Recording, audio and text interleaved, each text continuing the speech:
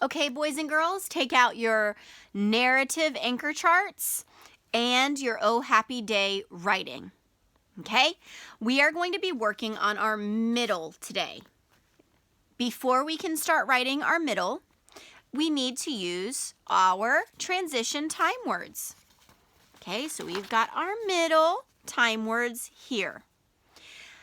Now, I'm going to choose what I need to write next, but I'm not really sure what word I want to use, so I'm going to go back and I'm going to read what I already wrote to see which word makes the most sense.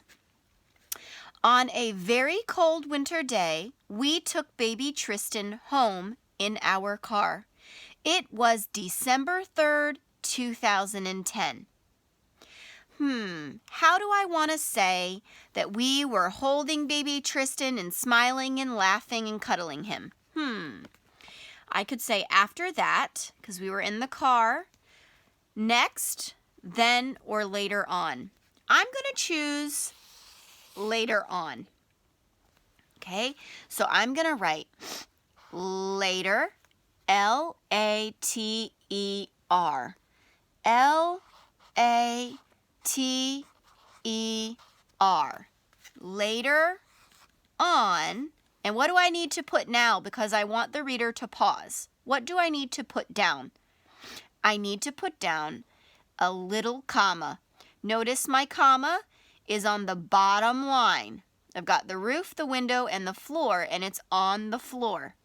Later on, comma, we held Tristan all day long.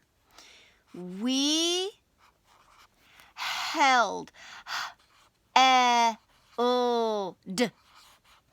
Tristan, capital T.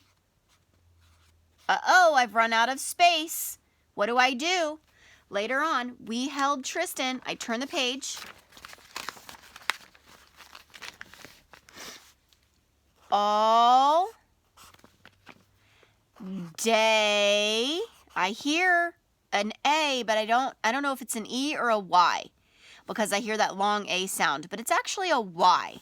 All day long. This is one of our spelling words. I made sure to include one. Ong. 4 sounds. Ong. There's my chunk. And what do I need at the end of my sentence? I need a period. Good job. All day long. Now, here comes the feeling words. How did I feel in the middle of my story? Okay, so my story already tells what happened. It tells when. It doesn't really say who. So I'm going to include my tells who and how I felt in one sentence. Because Jason, my husband, and I, we both felt a certain kind of way. So I want to include the who and the feeling words. Okay? So I'm going to say his name. Jason, J-A-S-O-N. I capitalized his name because it is a name, but it's also the beginning of my sentence. Jason and I, and, A-N-D, I, always capital. Jason and I felt so happy. And you know what? That happiness felt so warm inside. Have you ever been so happy that you feel warm? I want you to describe how you felt on the inside on your happy day. I don't want you to just say, I felt happy, I felt excited. I want you to tell me how your body felt. Okay? Feeling words. Did you feel, notice he's sad in this picture and he's angry and he's happy, but we can do better than that. We can do better than just saying we felt happy. This is a oh happy day. Of course you felt happy. But how did you feel on the inside of your body on that happy day? Was your stomach like swirling around like butterflies? You felt so happy? Were you so excited that you screamed for joy? Were you so happy that you just couldn't contain it and you did a happy dance?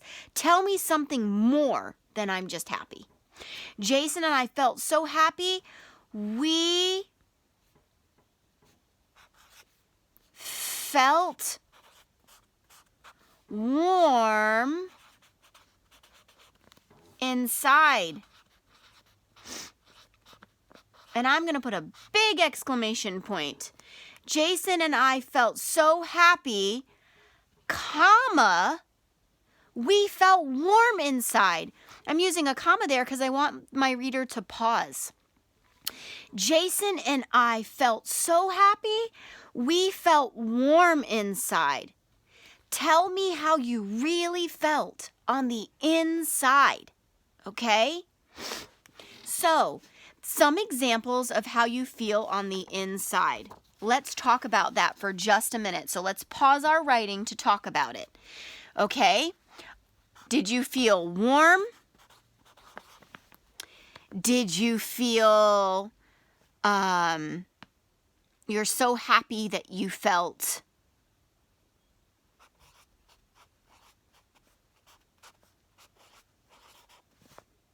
excited to dance?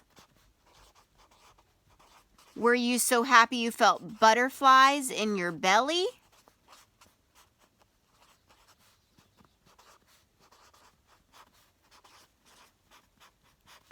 I'm going to say warm inside. Were you so happy that you felt warm inside? Were you so happy that you felt excited to dance? Were you so happy that you felt butterflies in my belly? Were you so happy that you, not you, I needed to shout? Were you so happy that you did, let's see, what else, when you're so happy, what else do you do when you're so happy? How do you feel on the inside? Does it feel like you have a party in your heart? I felt so happy. I had a party in my heart. I felt so happy. I felt, not had. I felt a party in my heart. These are brainstorming ideas. I'm brainstorming ideas for how happy you felt for your second sentence of your middle. We know that you felt happy, but the reader wants to know how happy you felt. They really want to feel your happiness. Okay? This is advanced. This is big, guys. You're writing so well. So let's take it a step up. You're brainstorming how happy you felt. I want to know something specific. Okay? So we're talking about our feeling words. So, I felt so happy. I felt warm inside. I felt so happy. I was excited to dance. I was so happy. I felt butterflies in my belly.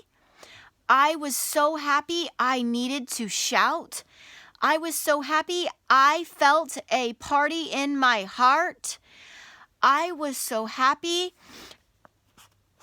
I gave my family a giant hug. Maybe you have more. Maybe you have more ideas Miss Bonnie hasn't thought about. If we were in the classroom, I would be writing down your ideas, how you felt when you were so happy. But since you're not here with me, I wrote my ideas. Maybe you have another idea that you want to write down. So let's return back to our story and let's reread my middle. Okay, we always reread just to make sure we didn't miss any words. It was December 3rd, 2010. That was my beginning. Now my middle. Later on, we held Tristan all day long. Here comes the feeling. That's what happened. Here comes the feeling words. Jason and I felt so happy. We felt warm inside. How happy did you feel? I want you to tell me in your second sentence. I already know you felt happy because this says, oh, happy day. I don't want to know that you're just happy. I want to know how happy. Okay? When you're all done writing your middle, I want you to check. Do I have a capital letter at the beginning of both sentences? Do I have finger spaces? And do I have punctuation at the end of both sentences that match my sentence? I'm not going to have a question mark unless I ask a question. I'm not going to have a period if I'm super duper excited. And I'm not going to have an exclamation point. I'm not going to have an exclamation point unless I'm super duper excited. And I'm going to have a period in all other sentences. Okay, so let's return to this. Let's check. It tells who, my middle tells who, Jason, myself, and Tristan. It tells how I felt. Those are our two focuses. It also says where I am. Have you chosen where you are? Remember our brainstorming sketch? The setting? My setting is at home. Can you tell my setting is at home? On a very cold winter day, we took baby Tristan home in our car.